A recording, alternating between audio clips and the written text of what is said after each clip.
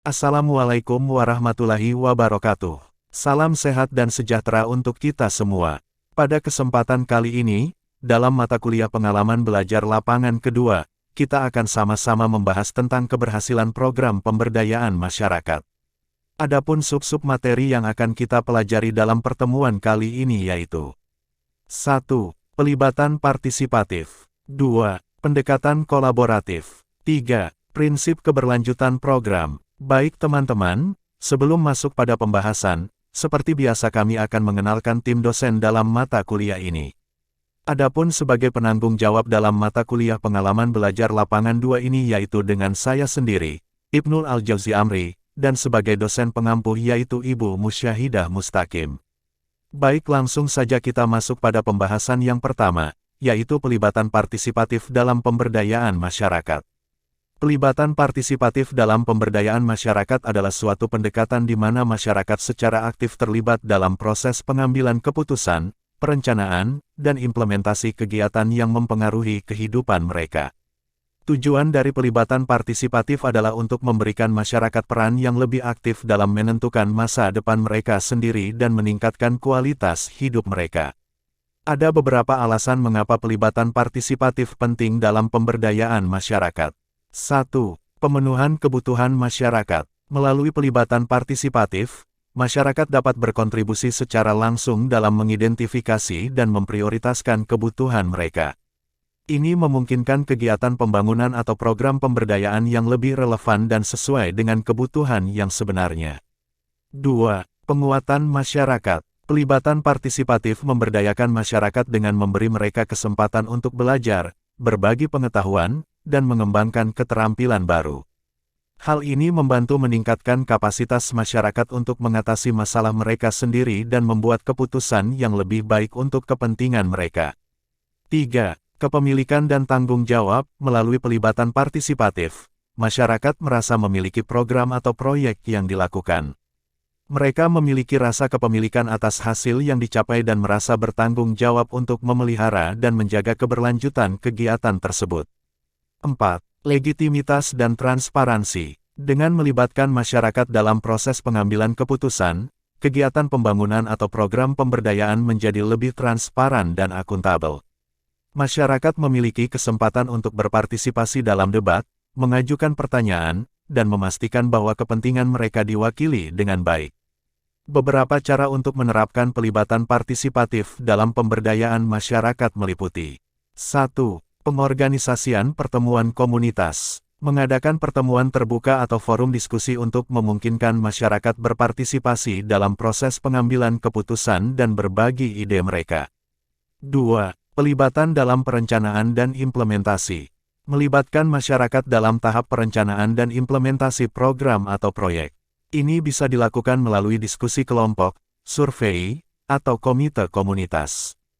3. Pemberdayaan melalui pelatihan. Menyediakan pelatihan dan pendidikan kepada masyarakat untuk mengembangkan keterampilan dan pengetahuan yang diperlukan dalam mengambil peran aktif dalam kegiatan pemberdayaan. 4.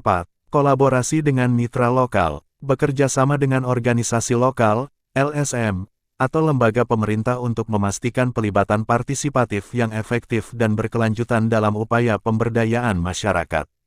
Pelibatan partisipatif adalah kunci dalam mencapai pemberdayaan masyarakat yang berkelanjutan dan berdampak positif dengan melibatkan masyarakat sebagai mitra. Baik teman-teman, setelah kita mempelajari tentang pelibatan partisipatif dalam pemberdayaan masyarakat, sekarang kita akan membahas tentang pendekatan kolaboratif dalam pemberdayaan masyarakat. Pendekatan kolaboratif dalam pemberdayaan masyarakat merupakan suatu pendekatan di mana berbagai pemangku kepentingan, seperti masyarakat, organisasi non-pemerintah, sektor swasta, dan pemerintah, bekerja sama secara aktif untuk merencanakan, mengimplementasikan, dan mengevaluasi program atau kegiatan yang bertujuan untuk meningkatkan kualitas hidup dan keberdayaan masyarakat.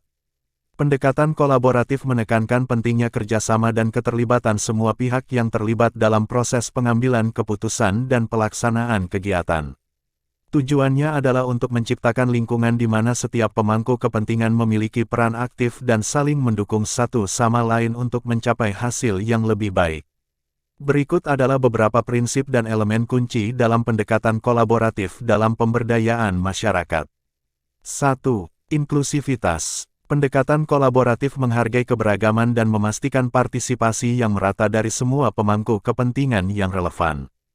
Ini termasuk masyarakat lokal, organisasi masyarakat, sektor swasta, pemerintah, dan kelompok minoritas.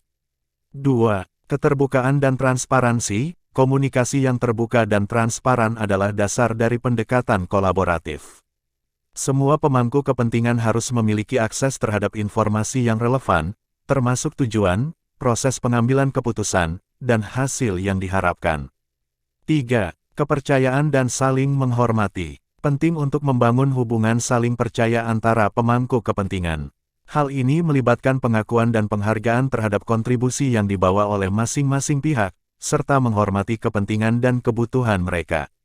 4. Pembagian kekuasaan dan tanggung jawab. Pendekatan kolaboratif mendorong pembagian kekuasaan dan tanggung jawab antara pemangku kepentingan. Ini berarti memberdayakan masyarakat untuk mengambil peran aktif dalam pengambilan keputusan dan mengelola sumber daya secara berkelanjutan. 5. Perencanaan dan pelaksanaan bersama. Kolaborasi membutuhkan perencanaan dan pelaksanaan yang dilakukan bersama antara pemangku kepentingan. Ini mencakup proses diskusi, penentuan prioritas, pembagian tugas, dan kerja tim untuk mencapai tujuan yang disepakati.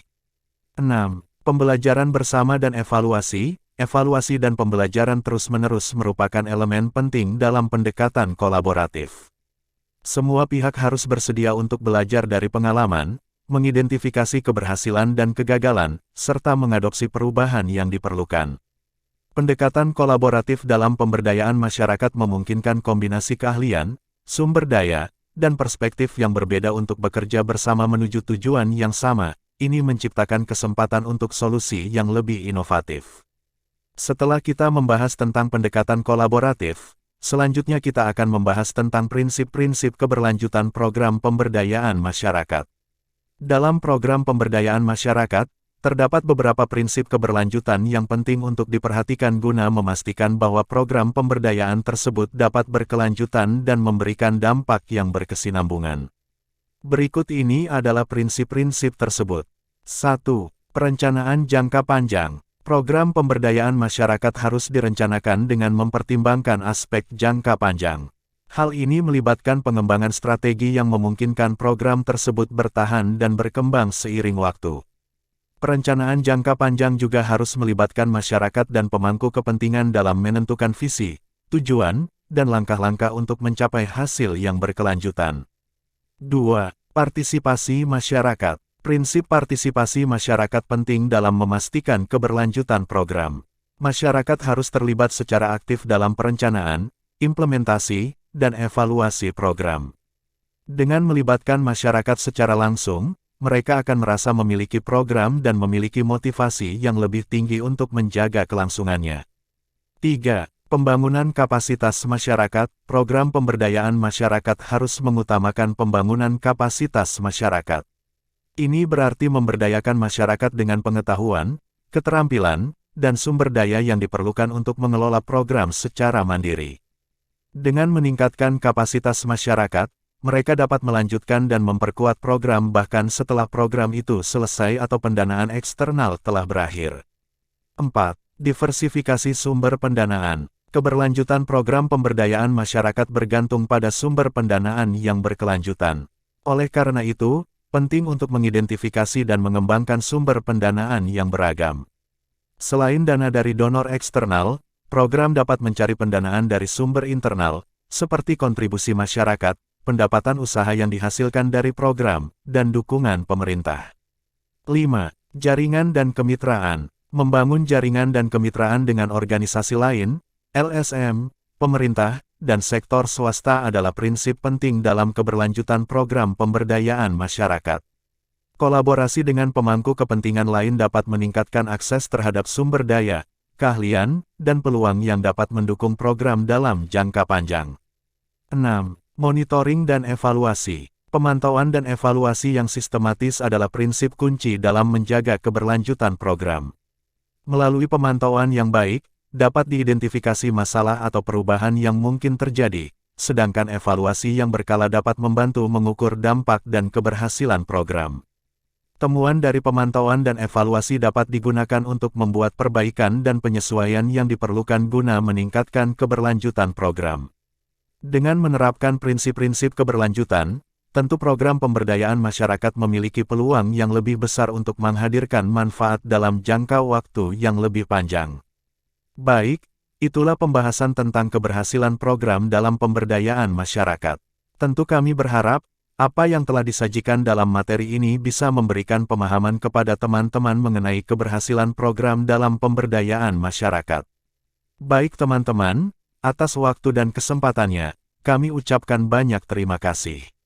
Wassalamualaikum warahmatullahi wabarakatuh, dan salam berdaya untuk kita semua.